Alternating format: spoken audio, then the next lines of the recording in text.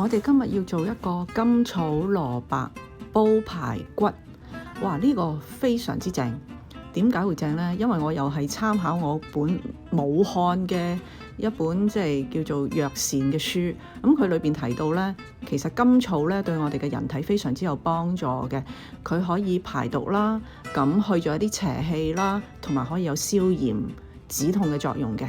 咁呢輪大家都食肥咗啦，咁所以我哋不如飲呢個湯啦。嗱，你而家見到畫面裏邊咧，呢一啲咧係一啲豬骨嚟嘅，咁但係呢啲豬骨咧係屬於多肉嗰一隻，同埋佢係本地嘅黑毛豬，咁所以咧其實我今次煲2個鐘頭嘅時間咧，我覺得都唔夠，因為佢嗰個肉質咧係非常之嫩啦、緊密啦。佢哋嘅纖維咧，其實係非常之應該點講咧，係好有膠質嘅。咁所以如果下一次我再煲呢個湯咧，我嘅時間可能會長啲。咁同埋佢個味道非常之好，所以我會建議大家有機會見到本地嘅黑毛豬咧，都值得買嚟試下。咁佢雖然個價錢佢係貴啲，咁但係咧唔係成日有，而且佢亦都好靚。咁我今次煲嘅時間就2個鐘，但係如果我下次再煲呢一類型嘅黑毛豬咧，我會預大約係2個半鐘至3個鐘啦。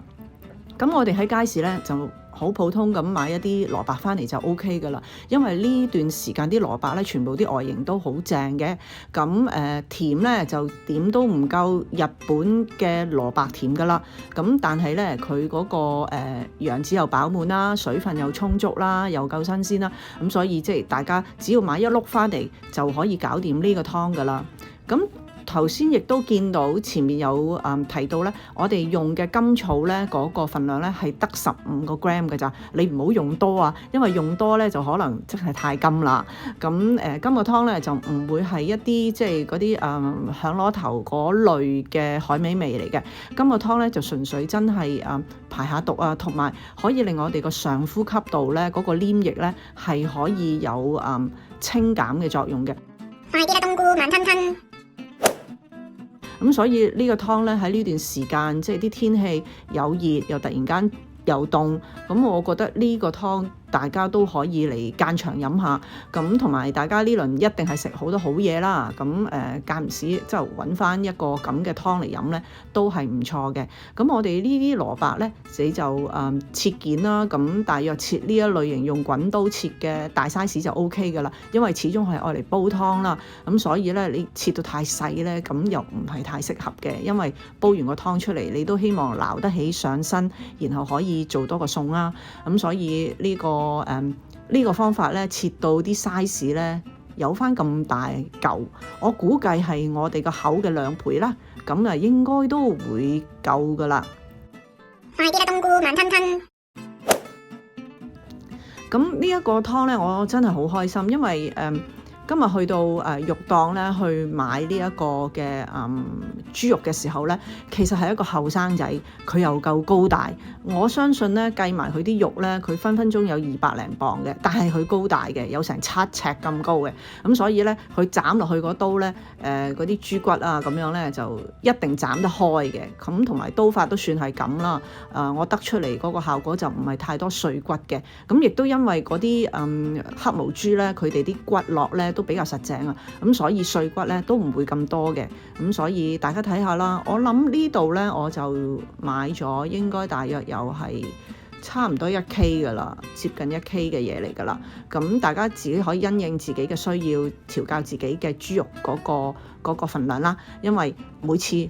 阿姑姐買到靚豬肉嘅時候，我都會通知大家嘅。你就睇翻我以前幾段片啦，我有話過俾大家聽，我試過喺阿成哥嗰度幫襯，都唔係好掂㗎咋。咁所以大家呢一個過年算開心啲啦，就買到好嘢食啦。咁我哋又將呢一啲咁樣嘅切好晒嘅蘿蔔，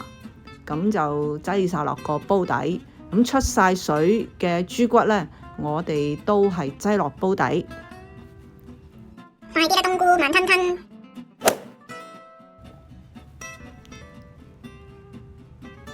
嗱，你留意睇到呢，我呢啲嘅豬骨呢，或者所謂豬排骨啦，咁其實佢嘅肉呢係好多。咁到我煲完2個鐘，其實嗰啲肉呢都離唔到骨㗎。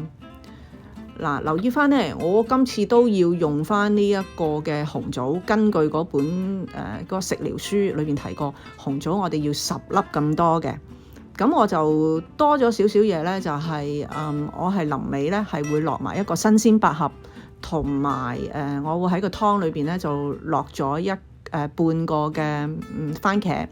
咁番茄係純粹係提味嘅啫，咁但係呢個新鮮百合呢，就絕對可以咧令到我哋喉嚨非常清潤嘅。咁如果你話買唔到新鮮百合，咁你買一啲乾嘅百合，其實就冇所謂。但係對我嚟講，我覺得新鮮百合呢同乾貨呢嗰個分別好大嘅，因為新鮮嘅百合呢，佢嗰個順滑同埋甘甜嗰種感覺呢係強好多嘅。咁所以而家街市已經有好多佢哋好似係由蘭州嚟嘅一啲貨，咁我覺得呢啲都係可以可以值得大家可以享受下嘅。咁至於紅棗就唔多講啦，但係呢個甘草呢，我想提下，我今次買嘅甘草呢，我係買到一啲叫做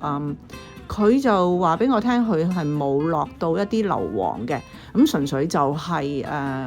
曬乾咗，咁同埋佢話佢係有機嘅。咁我打開咗聞起上嚟，其實佢好香嘅。咁甘草而家可以話就係世界嘅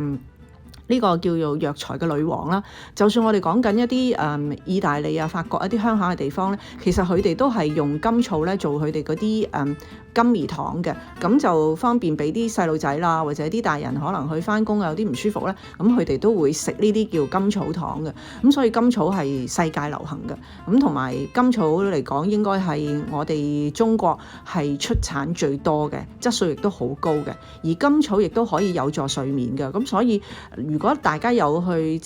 扮靚靚啊，咁中意買一隻有機嘅頭髮護理系列 A 字頭嗰隻咧，咁你會發現佢竟然有一隻有機嘅甘草茶。咁其實佢嘅有機嘅甘草茶個質素都係好高嘅，因為除咗有甘草，佢有其他嘅香葉擠埋落去嘅。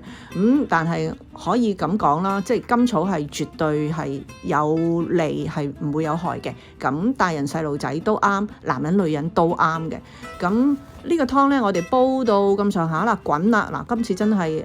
打開個蓋嚟到煲啦，大家可以睇到，盡可能俾佢出味啦。咁就冇乜特別嘅，都係滾起咗，跟住你就收翻細火，咁就冚埋個蓋就煲個零2個鐘啦。咁我喺中間咧就落咗啲鹽啦，希望佢有個化學作用，等佢可以快少少，可以熟到啊。咁同埋我亦都落咗個番茄落去嘅。咁番茄其實隨得你落唔落嘅，我係好中意番茄，可以幫我令到個湯咧就好味啲。尤其是番茄咧夾蘿蔔咧，我成日都覺得佢好好味嘅。咁所以呢啲就隨得你啦。咁但係嗰個藥膳嘅要求最緊要咧，就係有呢個15個 gram 嘅甘草啦，10粒嘅紅棗啦，同埋1大個嘅蘿蔔，再加啲排骨。咁我今次就用咗呢啲咁嘅豬骨。咁其實總之你買到乜嘢你都可以用啦，或者你中意用乜嘢你就用乜嘢啦。咁但係如果係有骨咧嚟到襯蘿蔔咧，通常都係好好味㗎。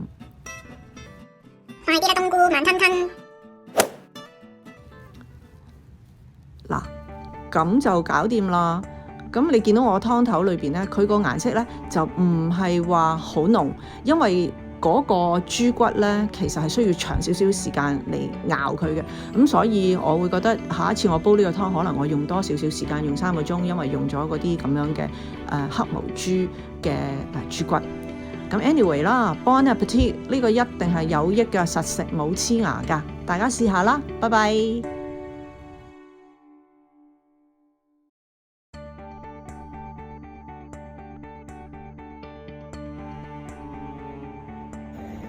煲湯正啊，逢星期2、4、6都會出片，平時手痕都會出下片，咁所以記得撳個鐘仔，到時同我一齊 hang out 下啦。